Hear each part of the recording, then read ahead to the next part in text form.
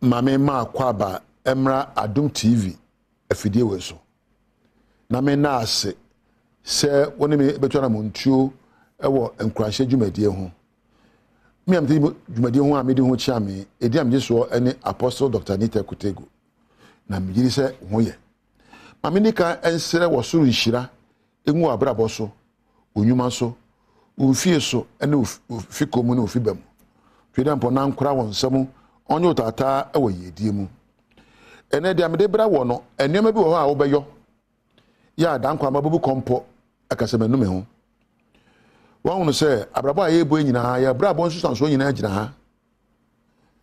And if you are able to master your thoughts, you can master your ways. So to me share ni awodwene ho so a wetimi a hye wabrabɔ so na ya na edimi hye ho so abrabɔ akotokra ne afrosane munchimunka ni emu wobre ene empo fifisenti ya na no mebu ha yere fise ebeyo ana no mebu ha ebeyo a ebenu ye ho se ayo ya na nsem wo a yebeka ana nsem wo a yenka ni enu se yenu ye ho se ye ka ye ana yanyo meaning so what is asem we da ana waka bi da if only I knew I would have done that. If only I knew I would have done this. Se kami huya na minimum kwa se be ya kami to na monwe or if only I knew I wouldn't have done that. Minimum so what is asem bi da akwese obi asabe wantimi anhye akono so na sabe woni obi ba akonyi nsan na ya chiwo ne atwu dwawere sabe mikotwa me kakra pa mi hu yanka abraboy ya na bebre bu kompo hwe echi a yemfie so se mfie aduasa num aduanan aduonum aduasia ne kona nim no kiane kan obu kompo ahwewachi ehunu se suban bu a oda na edi ka onyanka wanda na edi won se adebu a wo jam won manka wanya mu kasebo a eni se ka kan so kan e na kasebo so se ka ka wantimi anka ne mremu sa na me nyina edi nuhu e na eba na ene no mbekira ne me bi wo wa betimi edi ayewa adwene ya wo ma emparo na onu hu ho the kind. You see, we all regret some of the things we did or most of the things we didn't do. Very often you regret some of the things you said, the things you didn't say, but they are gone, they are in the past. You cannot correct it. You can only learn from it and move on. But today I'm here to awaken your conscience, to become aware of some of the things you don't have to do so that you regret later. The can letting others tell you what you're worth.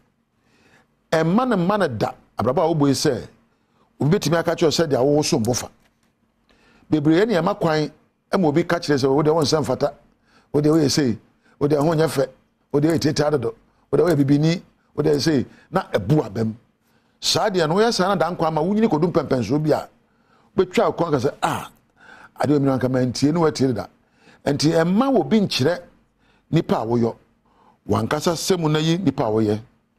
Number 2, being too busy impressing others and forgetting about your priorities.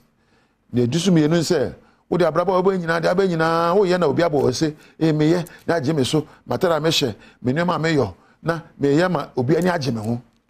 Na wankasa wo afi nyoma esum boma wo so obeye. Wo ye sa de na dan kwa mabugu mpon kwa ayi say, me nyanka manye. Number 3, letting uncertainty or doubt stop you. Uncertainty, say me nya sure say me yo na me nyo. Doubt, say me nyini say me yo a so ba na ye. E ma sade ni nsu kwan. Abrabom bebre na waka nchi na gu a ne ma say ka wo ye no anye. E san say won nya sure. Anempo obu ho abomfia. Emu ho abomfia da abrabom. Number 4, focusing on failures and the past instead of present opportunities. Bebre obu kompo he wa chi a na no me koya de we mi dinkuguo na no me koya we mi information na ba na no obi koya ye na no obi kofa ha na no obi yese na wo so abu abam enye bida e ba ne so be ya kosuye. Number 5, holding on too tight to how things are supposed to be. Bebre wo so anopa anka nyoma kosi aka mepe anka ene kosi aka mepe anko se nti wo de ye ma menye mu ansa o kire bia be koyie ene de owiana bododo ene de nsu ntododo ene de matera me hye nya fedodo nti we de me say monte e be sere me ko ni say it should have been this sa suba no de bubra ya na ababo ka echi enye bida ena number 6 playing the victim for too long e ka victim a obi aya obone na wontimi nya mu na de de yo wo na atwemfo no wa adwen pro so na de bubra me de na na eja ebomio abrabo ni me ni yie nti ha na meda muntiatia me so me kopa maja pade mra sa suba no so no dan kwa baba no hu se ofa sa suba no.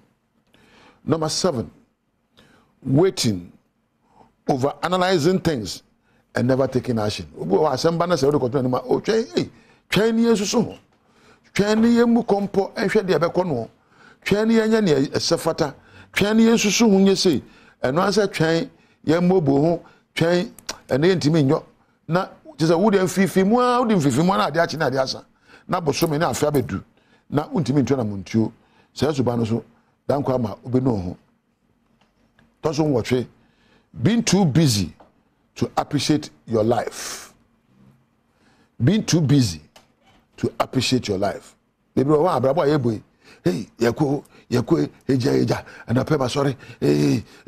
They say de bia na ni abrabo mu. Okwa mfa bi ma. Wo bre na frisa na no wira fi na abrabo ye de man so wo mbo no. Saa siman so no enye. Toso enkro not spending quality time with the right people. Sa won pemre anyone here ben won ni nkita ho enye bibi ma won no ni nso wo sa suba no so no dan kwa baba no ho de to so du ba ko edu not expressing your love openly and fully sa won na wodo adi enche won here ben wo no kuremu no so benya to so du ba ko sa won timi nya asemu na won timi nya bone emfa nche sa ni o ma du ba ko we ena me no be bobo hu ahwe ne aya a woyo na obegya ayo se ba dan kwa ma wo mu kompon hwe achi enu hu aha ena me no be sie ne dey magidi se watie me yie asopam me da che hene ase se on na ye me producer ne dey na mada osmosis so ase on na ye sound na mako MC amada o ase maba floor na mada floor for ase na mada lighting ena cameraman so ase wo a wotie me no wona enhira nkan wonti ena me dia me di dwumadie we woni onyame entina edi am je so nita kotego koso ana hebo je madwumadie de enwie de